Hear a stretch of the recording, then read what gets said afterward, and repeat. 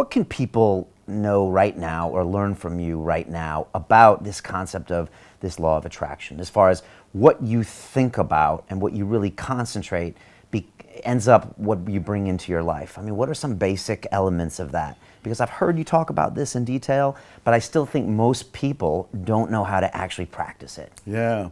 The very first step is you have to become aware of your current thinking.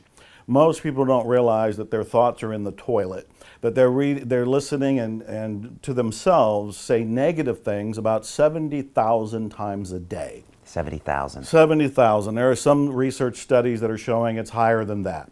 And the other thing that's more startling is that they're mostly repetition. They're the same thoughts. There are things like, I'm not good enough, it's not going to work out, this stuff works for other people, works for Joe Vitale, but it doesn't work for me, works for the people in the secret, but it doesn't work for me. They want to do things, but they think the economy's wrong, the president's wrong, the timing is wrong, I don't have enough education, I don't have enough experience. All of these kinds of negative thoughts keep people shut down. They don't go for their dreams. They react to life. They kind of crawl through life with no enthusiasm, no sort of energy, and no belief in themselves or the possibilities of something better. What the law of attraction is teaching people is that you have a choice. You can change your thinking. One way to look at this is the thoughts you're having right now are primarily negative. So that's the first thing to notice. Your thoughts are primarily negative. The second one is you're not your thoughts. You are separate from your thoughts. And this is massive, earth-shaking news if somebody's hearing it for the very first time. There have been books that are called, You Are Not Your Mind, You Are Not Your Brain. And what they're saying is, these thoughts that we're having them. We're not them. If we can detach enough to go, oh, here comes that I'm not good enough thought again, and let it go by, we are one step removed from it. Now we've clipped off that energy that was causing us to feel bad because of that thought.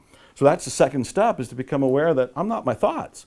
Third step is to start to generate what you do want to think. And this is where things like affirmations, positive thinking, positive statements, instead of saying I'm not good enough, begin to say I am good enough. Begin to say this can work out for me. If this material has worked for other people, why can't it work for me too? You know, I'm human, they're human, and you can start to rebuild your software of the mind, if you want, if you will. And these are all elements. And then there's, we can get into details like what you're going to tend to bring into your life are things that you think about a lot. Most people think about the things they're afraid of, the things that they're worried about. I tell people, why don't you start thinking about the things you love, the things you're passionate about. You're going to go in a new direction. You'll be happier. You'll be healthier. You're going to have better momentum, better enthusiasm. So the repetition of that is going to be a big thing. Emotion, going with those feelings of passion, is going to fuel you to go in a direction that you prefer. And actually having an image. And the image could be a graphical representation of what you want. It could be a house, it could be a car, it could be a job, it could be a pile of money, it could be spiritual awakening, whatever you can do. Because the brain, the reticular activating system in the brain, responds to repetition, imagery, and emotion. So all of this is in the direction of, it's like a condensed course on how to redirect your life, but becoming aware that you're not your thoughts, those negative thoughts, you can let them go. You can start to create new thoughts. You can actually aim where you want to go by choosing what you want, getting an image of what you want, fueling it with passion and love, and then you can start to create it almost organically and automatically.